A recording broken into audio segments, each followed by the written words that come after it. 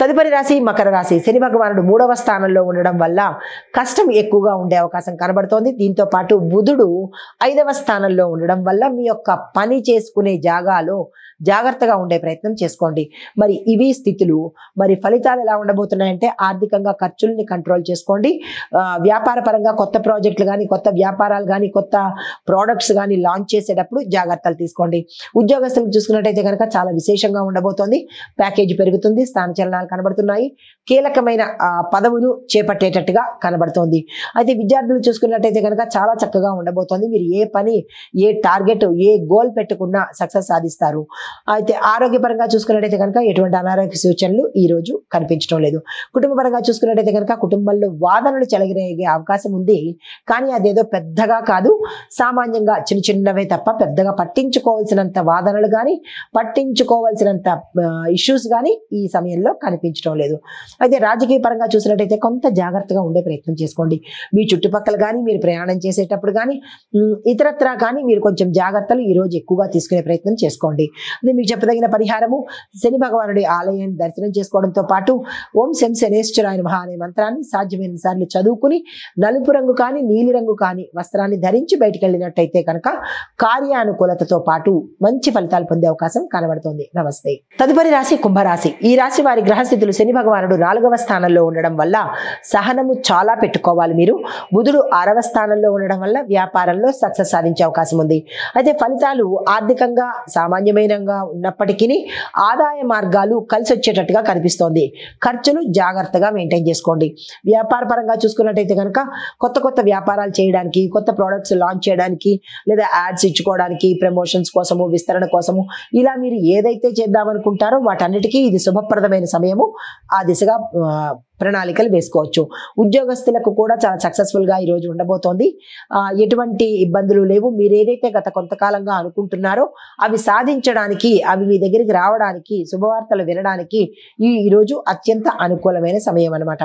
విద్యార్థులకు చూసుకున్నట్టయితే కనుక అన్నిటా విజయాలే. ఎటువంటి పరాజయం కానీ, ఎటువంటి డిప్రెషన్ కానీ మీకు ఈ సమయంలో కలగడం లేదు. Successful day.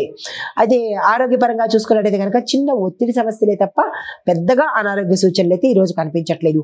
కుటుంబ పరంగా చూసుకున్నట్టయితే కనుక చిన్న చిన్న మాట పట్టింపులే తప్ప పెద్దగా ఎటువంటి గందరగోళం కానీ, ఎటువంటి డిస్టర్బెన్సెస్ కానీ కుటుంబంలో కనిపించడం లేదు. అయితే రాజకీయ పరంగా చూసినట్టయితే కనుక కొంత జాగ్రత్తలు మాత్రం తప్పనిసరిగా తీసుకోవాల్సిన పరిస్థితి. అదే మీకు చెప్పదగిన పరిహారము శని భగవానుడికి, బుధుడికి ఇద్దరికి కలిపి ఒకేసారి పూజ చేయించుకోవడము లేదా దానం ఇచ్చుకున్నట్టయితే కనుక మంచి ఫలితాలు పొందుతారు. నమస్తే. తదుపరి రాశి మీనరాశి. ఈ రాశి వారి యొక్క గ్రహస్థితులు గురుడు 12వ స్థానంలో ఉండడం వల్ల మీలో ఆధ్యాత్మికత పెరుగుతుంది. క్షేత్ర దర్శనం చేసుకుంటారు. దానము, ధర్మము ఇలాంటి మంచి అంటే మంచి చేసుకోవాలన్న ధ్యాసను కలిగిస్తాడు. చంద్రుడు 7వ స్థానంలో ఉండడం వల్ల కొంత భాగస్వామ్యంలో కానీ, కుటుంబంలో కానీ ఇబ్బందికరమైనటువంటి సూచన కనిపిస్తోంది. ఫలితాలు చూద్దాము.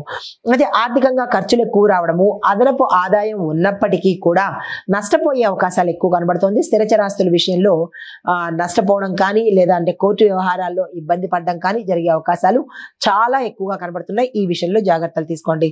అయితే వ్యాపారస్తులకు చూసుకున్నట్టయితే కనుక వ్యాపారంలో నష్టపోయే అవకాశం కనబడుతోంది. అది ఏ అంశం అనేది ఎక్కడ అనేది తెలియదు. కానీ మీరు ఏదో ఒక విషయంలో అంటే మీ కింది స్థాయి ఉద్యోగస్తులు కావచ్చు, లేదా అంటే అసైన్మెంట్ లో కావచ్చు, ట్రాన్స్పోర్ట్ లో కావచ్చు, లేదా చోర భయం వల్ల కావచ్చు, ఏదో ఒక అంశంలో మాత్రము నష్టం అనేది పోవలసిన పరిస్థితి కనబడుతోంది. అది ఏమిటి అనేది మీరు యోచన చేసుకోండి.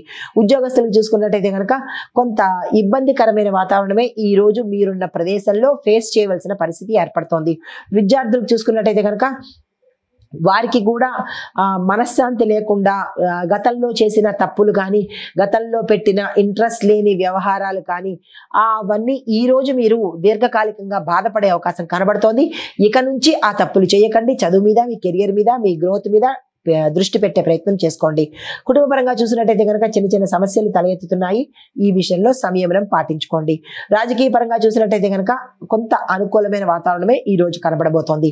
మీకు చెప్పదగిన పరిహారము గురు సంబంధిత ఆలయ దర్శనం చేసుకుని అక్కడ మీ పేరిట పూజ చేయించుకున్నట్టయితే కనుక మంచి ఫలితాలు పొందొచ్చు. నమస్తే.